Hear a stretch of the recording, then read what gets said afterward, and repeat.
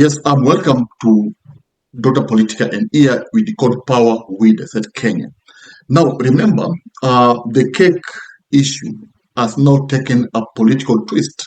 And just imagine, a 7-second incident has now turned out to be Kenya's biggest political scandal.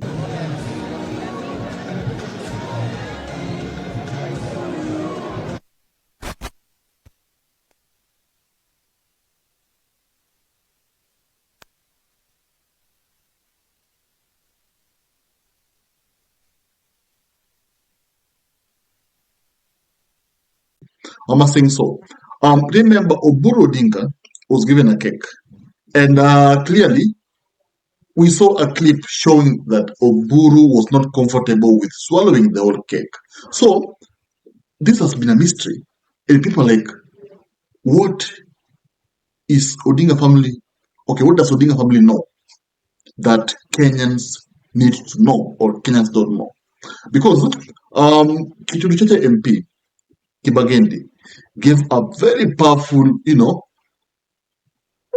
show, and he said something about the incident that, of course, has shocked Kenyans and has made Kenyans think that indeed the cake issue was not just an issue to be forgotten. It was a serious issue that Kenyans need actually to take into consideration. Listen. When Oburu was about to be given the cake, go and check that video. And those of us watching, check out that video.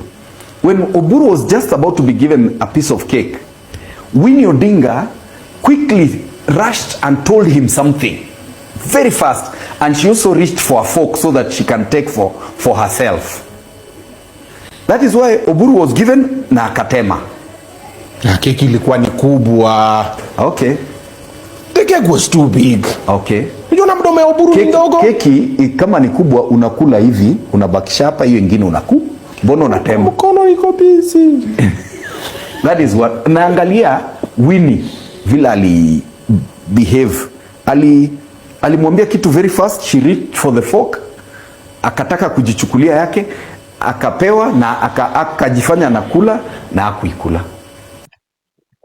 Yes, it's talking about trust. It's talking about, how Raila's family is not trusting the government, and how Winnie Odinga is the first person who does not trust President Ruto, because he's saying, Winnie Odinga said something to a uncle, probably warned her that don't take that cake.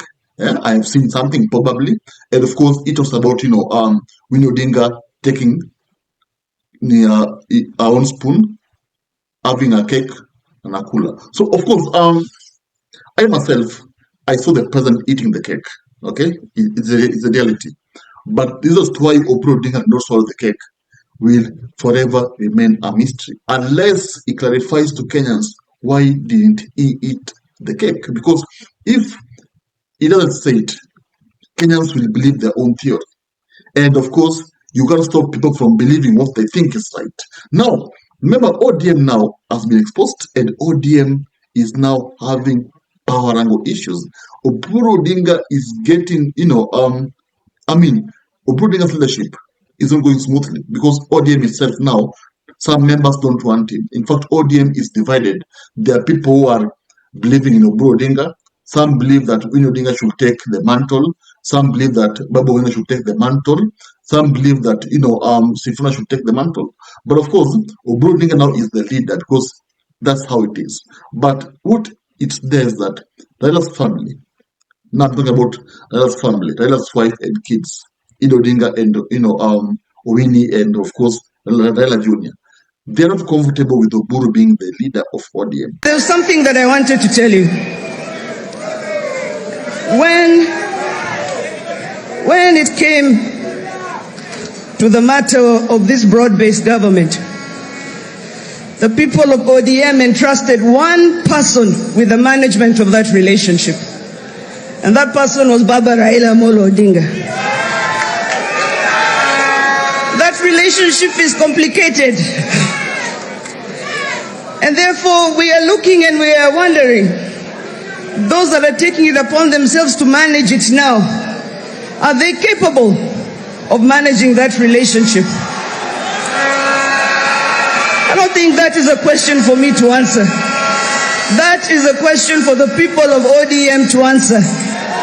And party leader is why I'm requesting we need to go back to the people and have an NDC and see who the people want to pick to manage that same relationship. To a point whereby Winnie Odinga boldly told Oburu that ODM should have NDC meeting, and ODM should decide on who should lead. You should not trust Oburu Odinga. That's what she said. In fact, probably she talks about her age. Yeah, she thinks that Oburu is old. She can't, be energetic.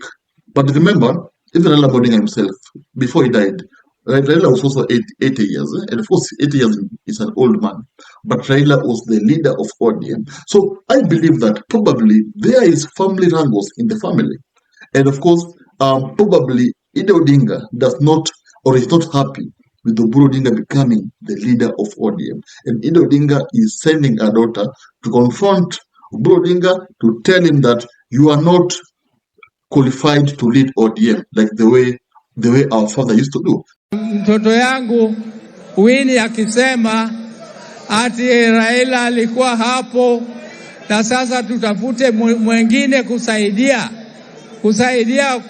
kuendelesha hii broad-based government. Ninamwambia hiyo mtoto yangu tutaongea na yeye kinyumbani. Nitamwambia kinyumbani. Lakini hiki kiti ambacho nyinyi mnamenipatia ya kuongoza ODM, kuwa party leader ya ODM, nitaendelea vile Raila alikuwa anaendelea, na nimebeba hiyo. That's why you see the message from Winnie Odinga even forced Oburu himself to answer Winnie Odinga, because the message got him off guard, and he said that he will solve the issue as a family. So that alone shows that ODM is now in wrangles, and ODM is not as strong as it was when Agwamba was alive. And remember,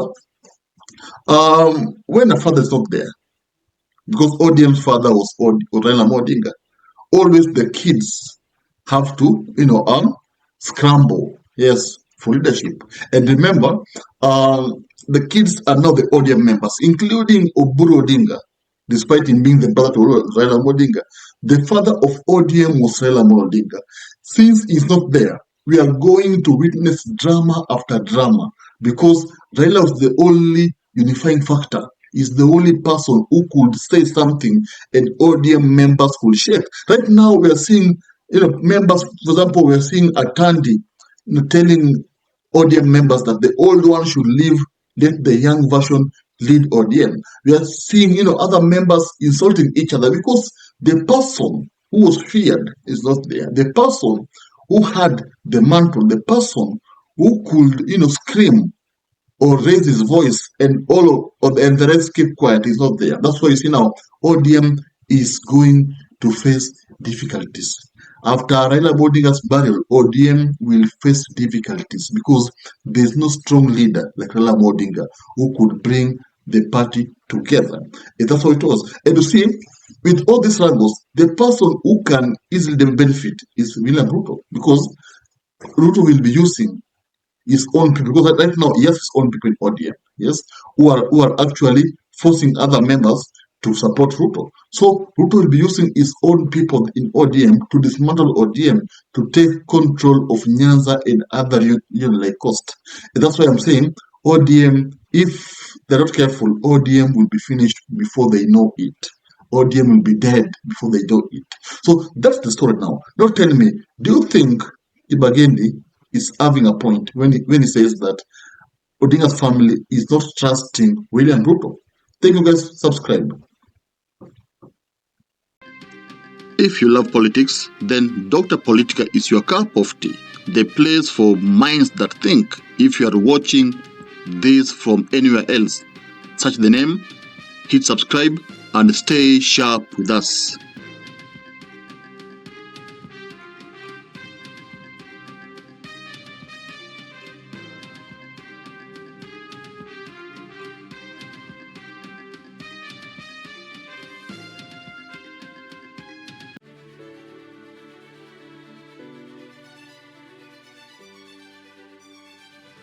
Thank you for making Dota Politica your home for fearless political truth.